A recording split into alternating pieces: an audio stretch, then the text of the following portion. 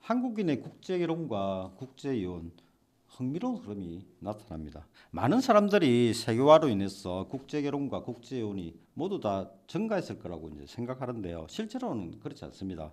국가데이터처 통계에 의하면요, 2015년도에 국제결혼이 21,272건이다가 2024년도에는 2759건으로 별 차이 없죠. 결혼 건수는 거의 변화가 없습니다. 그런데 전체 결혼 중 비율을 보면요, 2015년도에는 약 7%였는데 2024년도에는 약 10%로 증가했습니다. 상대적으로 국제 결혼 비중이 커졌다는 거죠. 그리고 예상한 거와 같은 거는 이제 한국 남성이 외국 여성과 결혼한 거는 절대 건수도 늘어났고요. 그리고 일본 여성과의 결혼이 2024년도에 1176건으로 최고치를 기록했고, 그리고 이게 높은 증가율을 지금 보이고 있습니다. 국제부부 이혼을 한번 볼까요? 2015년도에는 8,237건이었는데 2024년도에는 6,022건으로 꽤 많이 줄어버렸습니다. 전체 이혼 중 비중을 보면 7.5%에서 6.6%로 또 줄었고요. 그런데 이제 한국 남편의 외국인 아내 이혼도 같은 비율로 줄었습니다. 오늘은 국제결혼 부부의 이혼에 대해서 같이 토의해 볼까 합니다. 네, 통계를 종합해서 보면 한국 사회에서 국제 결혼이 이제 정착 단계에 들어섰다라고 판단할 수 있을 것 같아요. 첫 번째는요, 국제 결혼의 절대 건수가 15년도나 24년도가 거의 비슷하고요. 근데 전체 결혼 수가 이제 감소를 했죠. 그러니까 이제 국제 결혼이 전체 결혼에서 차지하는 비중이 7에서 이제 10%로 증가를 했습니다. 이건 한국 사회에서 국제 결혼이 점차 자연스러운 결혼 형태로 받아들여지고 있다는 거고, 인구 감소 시대에 국제 결혼이 한국 혼인 구조에서 굉장히 중요한 축을 담당하고 있다는 것도 보여줍니다. 네, 두 번째는요, 국제 부부의 이혼은 절대 건수가 줄어들었을 뿐만이 아니고 전체 이혼에서도 차지하는 비중이 7.5에서 6.6%로 감소를 했습니다. 이건 국제 결혼이 과거보다 훨씬 더 안정적으로 되어가고 있다는 걸 의미하겠죠. 초기 국제 결혼에서 흔했던 사기 결혼 또는 문화나 의사소통 갈등이 크게 줄었고, 국제 결혼 당사자들도 혼인 전에 정보를 더 많이 확보하면서 더 신중하게 배우자를 선택하는 구조가 되어가고 있는 것으로 해석됩니다. 또 여러 가지 점들이 이런 안정화에 기여한 걸로 보이는데요. 비자 심사 강화, 국제결혼 중개업 규제, 한국인 남편의 문제점 개선, 외국인 아내의 적응력 향상 등 여러 가지 요인이 지금 안정화에 기여를 하고 있습니다. 네, 세 번째는 이러한 변화는 단순한 수치 변동이 아니라 국제 결혼이 양적으로 늘어나는 시대에서 이제는 질적으로 안정되고 있는 시대로 전환되었다라는 걸 의미합니다. 2000년대는 중개업자 중심으로 공급형 국제결혼 또는 농촌 총각 중심으로 대책형 국제결혼이 되었는데, 이런 식의 양적 팽창은 멈추고요.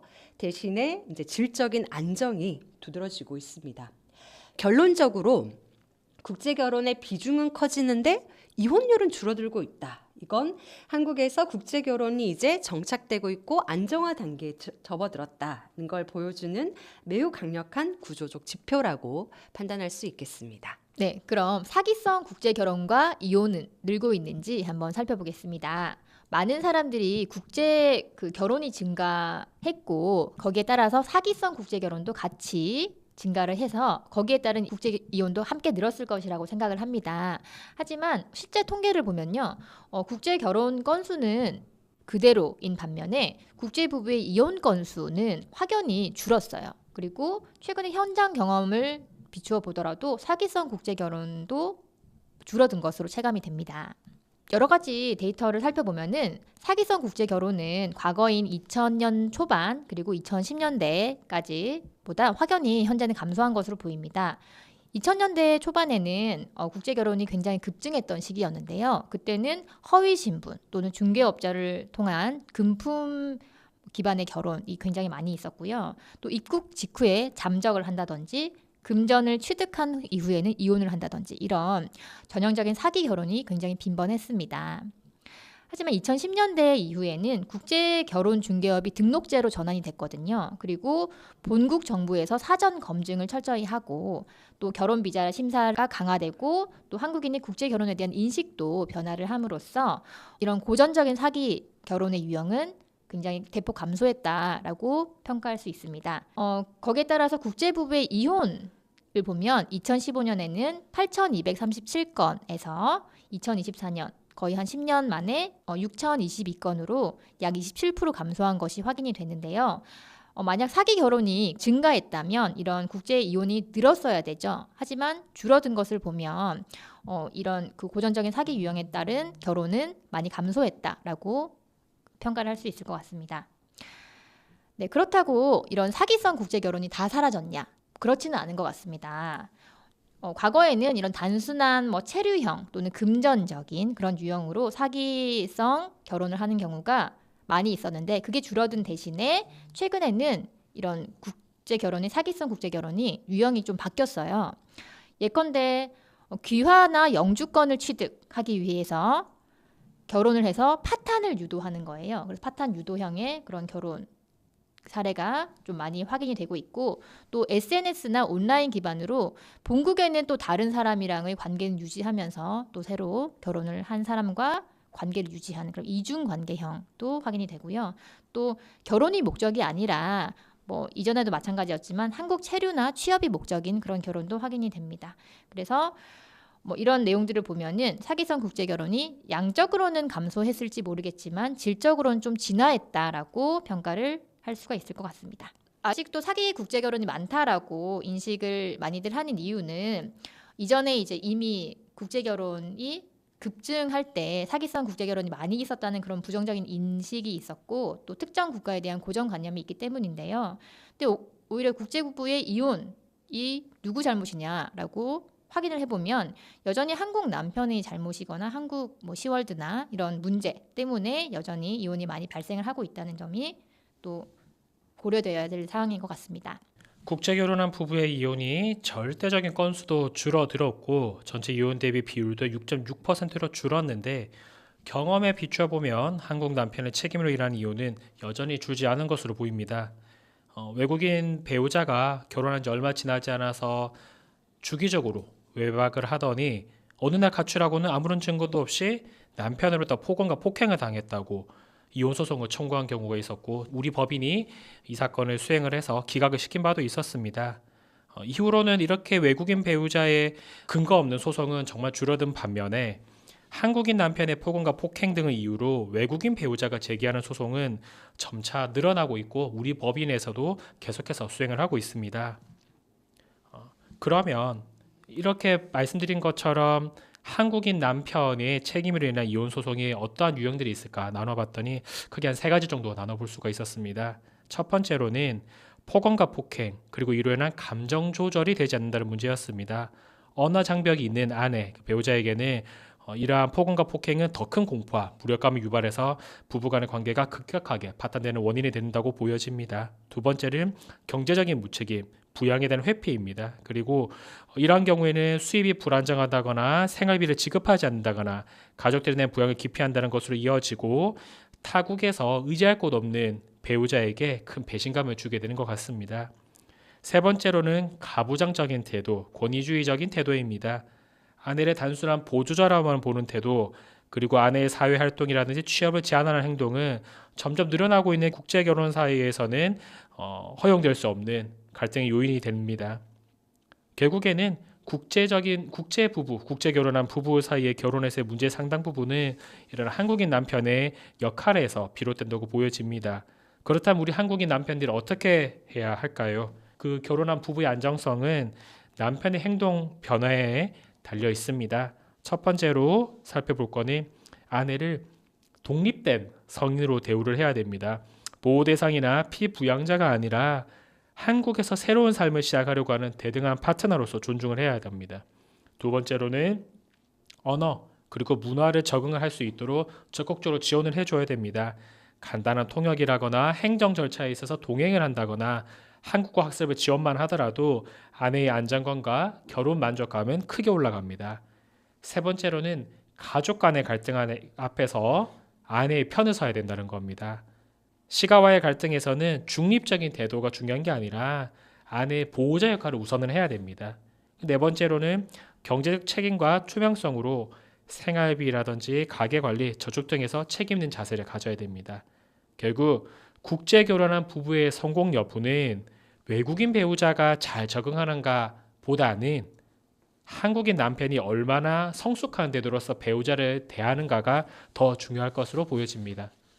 예, 국제결혼, 특히 동남아 배우자의 국제결혼에서 시월드 시댁 중심의 문화는 국제결혼 갈등의 가장 큰 원인으로 작용하고 있습니다. 특히 동남아 체계 한국 남편과의 국제결혼에서의 갈등에서 가장 핵심적이고 빈번한 문제가 바로 한국의 시월드와 동남아의 모월드가 정면 충돌하는 것입니다.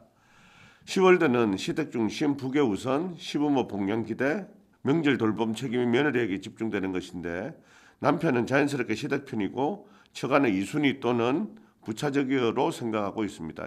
이러한 구조는 현재 한국 내에서도 젊은 세대와 충돌하고 있지만 국제결혼에서는 훨씬 더 강한 파장을 일으킵니다. 모월드의 특징은 처가 중심, 딸이 부모를 부양하는 문화적 규범, 부부 중심 가정, 시댁 관여가 거의 없는 것입니다. 친정의 지원은 도와주는 것이 아니라 의무이고 남편은 처가 쪽에 더 가까운 경우가 많습니다. 여성의 경제권, 의사결정권이 강한 동남아에서는 딸이 집안의 중심축이 되는 경우도 많습니다.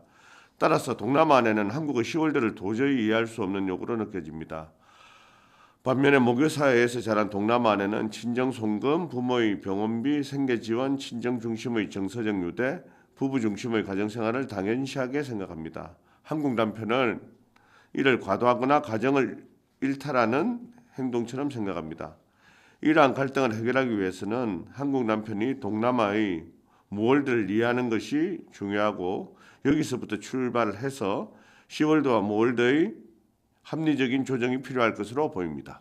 국제 부부가 이혼을 하면 가장 심각한 문제는 자녀 양육의 문제입니다. 2024년 다문화 가정 출생아가 13,416명으로 집계되어 전체 출생아의 약 5.6%를 차지했다는 보도도 있어서 이와 같이 국제부부의 자녀 양육 문제는 부부의 문제에 그치지 않고 국가적 문제로까지 발전될 수도 있습니다. 특히 외국인 어머니가 양육자인 경우에는 여러 가지 문제가 발생합니다. 첫 번째는 외국인 어머니가 자기 나라로 아이를 데려가는 경우입니다. 이혼 후 아내가 아이를 데리고 본국으로 가거나 아내가 한국에서 일하면서 친정에 아이를 맡기면 한국 아버지와 아이의 관계는 사실상 단절이 됩니다. 둘째는 언어, 문화 이중 단절입니다. 아이가 한국어, 한국 문화에서 멀어지고 아버지와의 접촉도 어려워져 양육권 분쟁으로 번지기가 쉽습니다.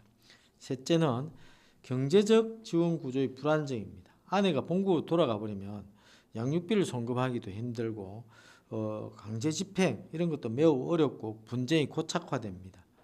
해결책으로는 명백한 양육권 합의와 협력적 양육이 필요합니다.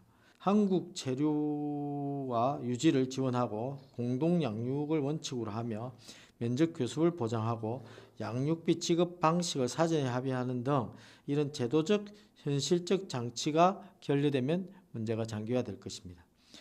국제이혼의 가장 큰 피해자는 아이이며 사후 양육 구조가 가장 복잡한 영역입니다. 그런데 우리나라는 다문화 가정에 대해 여러 가지 지원을 하고 있지만 문제는 이혼한 다문화 가정의 자녀를 특별히 지원한 제도가 없다는 것이 문제입니다.